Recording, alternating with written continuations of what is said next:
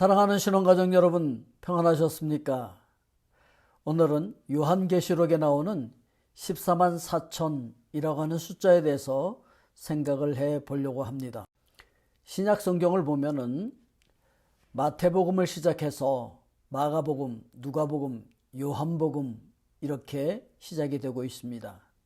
이 처음에 나오는 네 개의 복음서를 사복음서라고 이야기하고 있는데, 이 복음서는 예수 그리스도의 초림에 초점을 맞추고 있는데, 각 복음서가 비슷비슷한 내용이 있기도 하지만 그보다는 각자 다른 시각으로 하나이신 예수 그리스도가 이 땅에 오신 모습을 비춰주고 있다라고 하는 것이죠.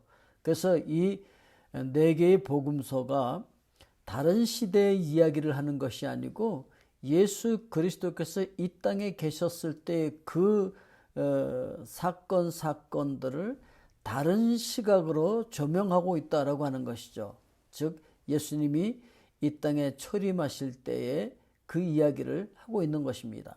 그래서 마태복음 1장 1절에서는 아브라함과 다윗의 자손 예수 그리스도의 계보라 이렇게 시작을 하고 있는 것이죠. 즉 하나님께서 아브라함에게 약속하셨던 그 언약이 이렇게 성취되어지고 있다라고 하는 것을 이야기해주고 있는 것이죠. 즉 아브라함과 다윗의 자손으로 오시는 메시아, 즉 예수 그리스도에 대해서 이야기를 하고 있는 것이 바로 복음서다라고 하는 내용인 것입니다. 그런가 하면은 신약성경 제일 마지막에 있는 요한계시록은 예수님의 재림에 초점을 맞추고 1세기 그리스도인들에게 서신 형식으로 보낸 것이죠. 그래서 이 예언의 말씀을 읽는 자, 그리고 그 가운데 기록한 것을 지키는 자는 복이 있다, 이렇게 이야기를 하고 있습니다. 물론 이것을 한 사람이 읽고 이 편지를, 그리고 나머지 교인들은 이것을 다 들었다는 것이죠. 그래서 읽고 들은 것을 지키는 자가 복이 있다. 왜냐하면 예수님께서 곧 오실 것이기 때문이다. 이렇게 말씀을 하고 있는 것입니다. 예수 그리스도의 계시다라고 하는 것은 열어서 보여줬다는 것이거든요. 그러니까 하나님께서 위기 상황 가운데서 신앙생활을 하고 있었던 그분의 백성들을 위로하고 격려하기 위해서, 새 힘을 주기 위해서 이 편지를 보내주셨고 그들에게 알려주셨다라고 하는 것을 이야기하고 있는 것입니다. 그래서 이 요한계시록을 읽을 때 예수님을 초점을 해서 읽을 수 있어야 된다라고 하는 것이죠. 그러면은 요한계시록은 누구를 향해서 쓰신 서신인가? 그것은 바로 사도 요한이 소아시아 7교회 성도들에게 보낸 편지였던 것이죠. 7이라고 하는 것은 하나님의 완전수죠. 예, 그래서 일주일 주기의 그 안식일을 근거로 해서 완전함을 상징적으로 보여주고 있었던 것이죠. 그 당시에 로마에 의해서 핍박받던 그 1세기 그리스도인들에게 보낸 편지이기 때문에 로마는 이 내용을 모르게 하면서도 이 편지를 읽는 소아시아 7교회 성도들, 그리고 그 편지를 읽어줄 때 그것을 듣는 모든 성도들은요, 지식이 많건 적건 간에, 그리고 어떤 직업을 가졌던 간에 그들은 다 알아들을 수 있는 내용이었던 것이죠. 그래서 로마는 알지 못하도록 상징적으로 썼지만 그 상징하는 것이 무엇인지 구약 성경을 읽고 알고 있었던 그 소아시아 7교회 성도들은 다 알 수 있는 그런 내용이었다라고 하는 것을 이야기하고 있는 것입니다. 계시록 2장 10절에 보면은 너는 장차 받을 고난을 두려워하지 말라. 볼지어다 마귀가 장차 너희 가운데서 몇 사람을 옥에 던져 시험을 받게 하리니 너희가 10일 동안 환난을 받으리라. 내가 죽도록 충성하라. 그리하면 내가 생명의 면류관을 내게 주리라. 생명의 관을 내게 주리라. 이렇게 말씀하고 있는데요. 이 요한이 살던 때는 그리스도인들에 대한 그 네로 황제의 그 학살이 1차로 이제 지나가고, 또 그 밑에 도미티안 황제에 의해서 이제 박해가 진행되고 있었던 그런 상황이었었습니다.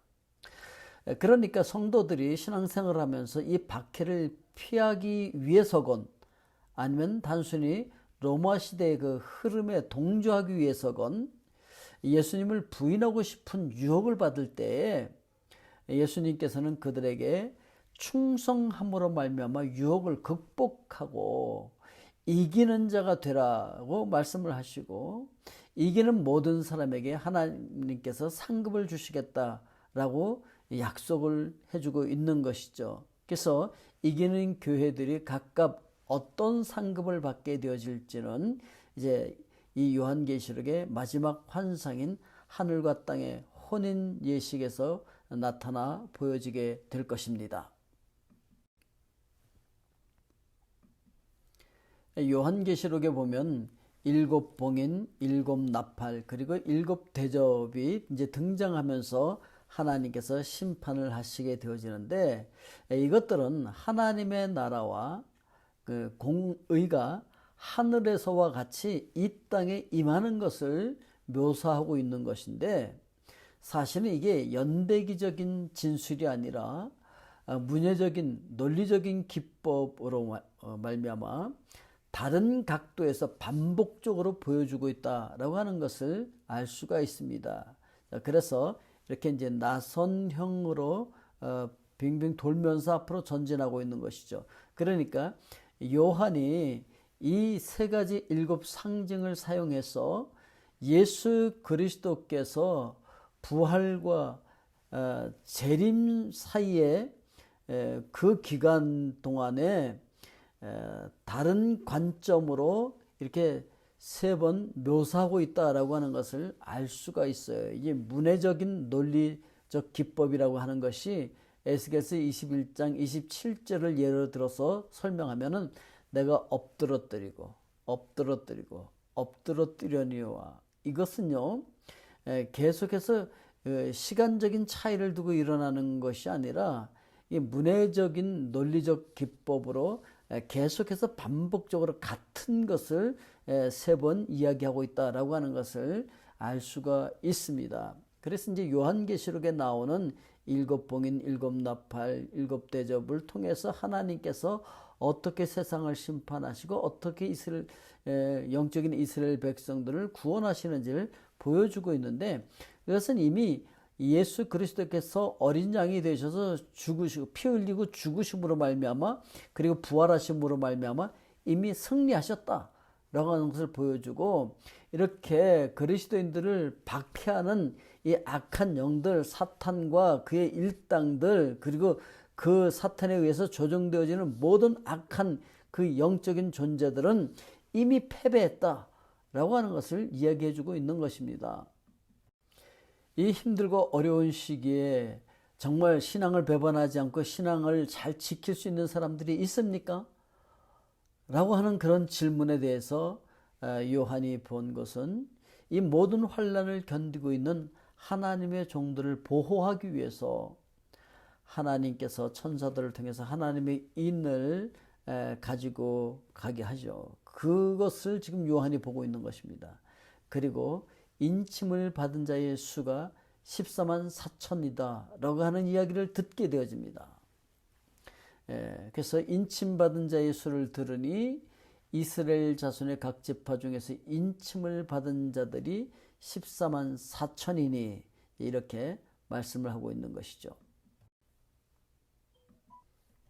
그러면서 그 14만 4천 명이 어떻게 해서 나오는지를 계속해서 이야기를 하고 있습니다. 유다 지파 중에 입맞은 자의 수가 1만 2천, 르벤 지파 중에서 1만 2천, 갓 지파 중에서 1만 2천, 아셀 지파 중에서 1만 2천, 납달리 지파 중에서 1만 2천, 므낫세 지파 중에서 1만 2천, 그리고 시므온 지파 중에서 1만 2천, 레위 지파 중에서 1만 2천, 이사갈 지파 중에서 1만 2천, 스불론 지파 중에서 1만 2천, 요셉 지파 중에서 1만 2천, 베냐민 지파 중에서 1만 2천이다. 이제 이렇게 이야기를 하고 있는데, 요한계시록이 상징으로 기록이 되었다 그랬잖아요. 그래서 많은 상징적인 숫자가 나오는데 12은 구원의 숫자, 완전수이면서 구원의 숫자입니다.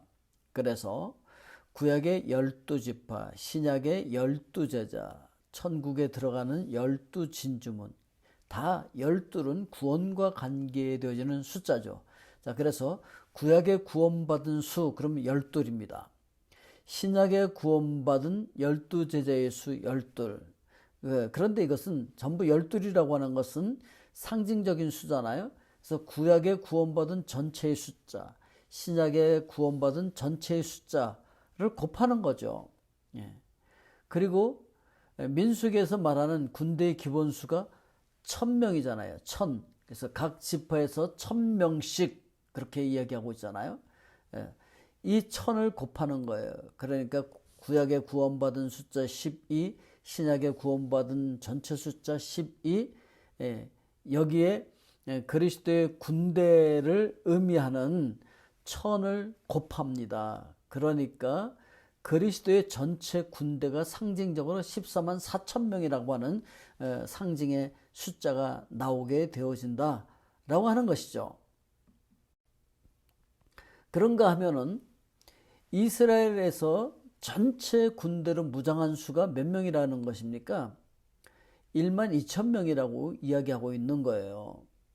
그리고 여기에다가 각 나라와 족속과 백성과 방언에서 구원받은 상징수 12를 곱하니까 14만 4천 명이 또 나오는 거예요. 그러니까 14만 4천 명이라고 하는 것은 상징적인 숫자인 거예요. 어떤 상징적인 숫자일까요? 하나님의 나라의 메시아 군대가 모든 민족으로 이루어진 것을 여기서 하나님께서 우리에게 보여주고 있는 것이죠. 그래서 아브라함에게 하셨던 언약이 성취되어지는 모습을 여기서 찾아볼 수 있죠. 그래서 여러 민족으로 이루어진 이 어린 양의 군대가 바로 하나님 앞에 설 수 있는 이유가 뭡니까? 어린 양의 피로 구속받았기 때문이다. 이렇게 이야기를 하고 있습니다. 그래서 2일 후에 내가 보니 각 나라와 족속과 백성과 방언에서 아무도 능히 셀 수 없는 큰 무리가 나와 흰 옷을 입고 손에 종려가지를 들고 보좌 앞과 어린 양 앞에 서서 이렇게 말씀을 하고 있습니다. 그러니까 하나님께서 14만 4천 명이라고 하는 숫자를 들려주고 그 다음에 보여주신 것을 보니까 들은 그 상징적인 숫자가 뭐냐면은 각 나라와 족속과 백성과 방언에서 아무도 능히 셀 수 없는 큰 무리가 나왔다. 그 큰 무리를 상징적으로 14만 4천 명이라고 이야기를 해 준 것입니다. 그러니까 하나님께서 아브라함에게 약속하셨던 것을 이렇게 이루어가고 있는 모습을 여기서 보여주고 있는 것이죠. 그래서 이제 그들이 큰 소리로 외쳐 이르되 구원하심이 보좌에 앉으신 우리 하나님과 어린 양에게 있도다. 이렇게 고백을 하게 되어진다. 이렇게 찬양을 하면서 예배하게 되어진다라고 하는 것입니다. 어린 양, 구약에서는 어린 양으로 표현되어졌고, 자, 그리고 신약이 시작되어지면서 세례 요한이 예수님을 향해서 보라, 세상 죄를 지고 가는 하나님의 어린 양이로다. 그랬잖아요.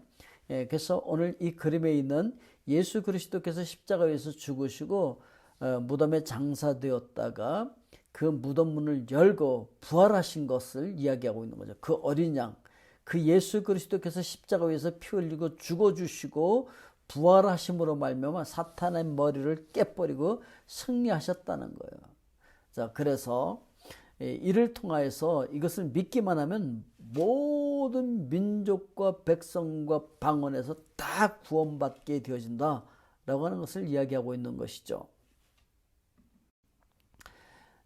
이것이 바로 하나님께서 아브라함에게 약속하셨던 땅의 모든 족속이 너로 말미암아 복을 얻을 것이라 하신 이 말씀이 이루어지고 있는 모습을 하나님께서는 요한에게 보여주시면서, 그래서 이것을 기록하여서 편지로 소아시아 7교회에게 보냈는데 그들이 이것을 읽으면서 지금 우리가 힘들고 어렵지만 잘 견디면 하나님께서 우리에게 복을 주시겠구나 라고 하는 것을 알고 위로받고 격려받게 하기 위해서 이 편지를 지금 쓰고 있다라고 하는 것을 우리가 알 수가 있습니다. 오늘 여러분들도 바로 예수 그리스도 어린 양으로 묘사되었던 예수 그리스도께서 이 땅에 오셔서 십자가에서 죽으시고 부활하신 것을 우리가 믿기만 하면은 예수 그리스도의 군대, 하나님의 귀한 백성으로 구원의 반열에 동참하게 되어진다라고 하는 것입니다. 오늘 여러분들도 그와 같은 기쁨을, 그와 같은 복을 누리실 수 있기를 주님의 이름으로 축복드립니다. 아멘. 기도하겠습니다. 사랑의 아버지 하나님, 감사합니다.